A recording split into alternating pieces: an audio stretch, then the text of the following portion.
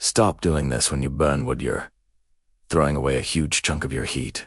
I see it in almost every home with a wood stove. You get the fire going, and you immediately choke the air supply because you want to save wood or make the fire last all night. But if your fire looks like this, or you do this with the air, you're starving the burn and wasting heat. When you shut that damper too early, you aren't banking the fire.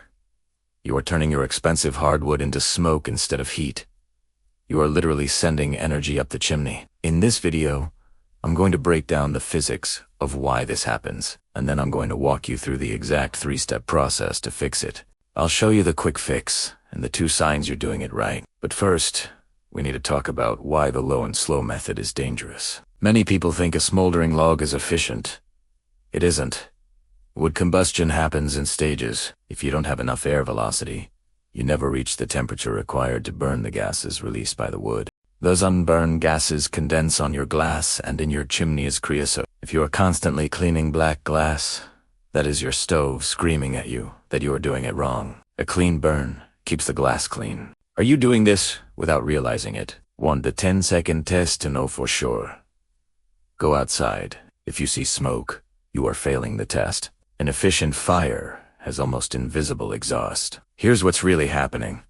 You need clean airflow plus hot combustion, or the energy leaves as smoke instead of room heat. To understand the fix, you have to understand the stove. 1. Primary air. This enters at the bottom or front. It feeds the wood directly. The char. 2. Secondary air. This is the game changer. See these tubes at the top? They inject superheated oxygen into the smoke. Smoke is fuel. It contains up to 40% of the potential heat energy of the wood. If you shut the damper, the primary air, before the box is hot enough to trigger the secondary air, the smoke just leaves. You need to keep the primary air open long enough to get the firebox over 1000 degrees Fahrenheit internally, so the smoke ignites. Let's get into the solution. Fix step 1. Set up the fire so it gets air where it needs it. This starts with how you load. If you pack the wood in tight, like a brick wall, air cannot circulate. You are choking the fire before you even light the match. I use a north-south orientation logs pointing at you. This allows the air from the inlet to rush down the channels between the logs. Safety note: keep the air control fully open. Depending on your stove, you might even leave the door cracked an inch for the first 5 minutes to act like a bellows, but do not leave the room while doing this. We are trying to build heat fast. Step 2. Watch for this flame change. When you see it, you're capturing more heat. This is the part that requires patience. You cannot walk away yet. You are waiting for the roll.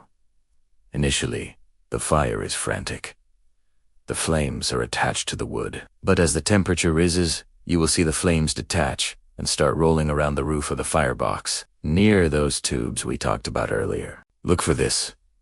It looks like ghost flames dancing in the air, not touching the logs. This signals that the secondary combustion cycle has started. The stove is now burning the smoke. This is the moment, and not a second before that, you can start managing the air. Step 3.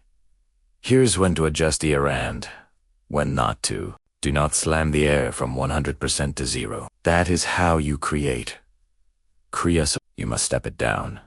1. First adjustment. Once you see the rolling flames, close the air to 50%. Wait 5 minutes. Watch the glass. Did it stay clear? Did the rolling flames continue? 2. Second adjustment. If the fire is still robust, close it to 25%. Do this, not this.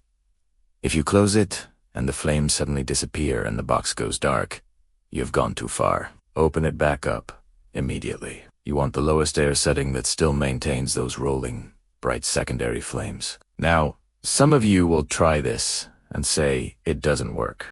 If your wood is wet, this won't work the same. Here's the quick moisture test. If your wood hits 25% moisture or higher, you are boiling water, not burning wood. No amount of air control can fix wet fuel. Get a moisture meter. They are cheap. If your chimney is cold, do this first so you don't smolder.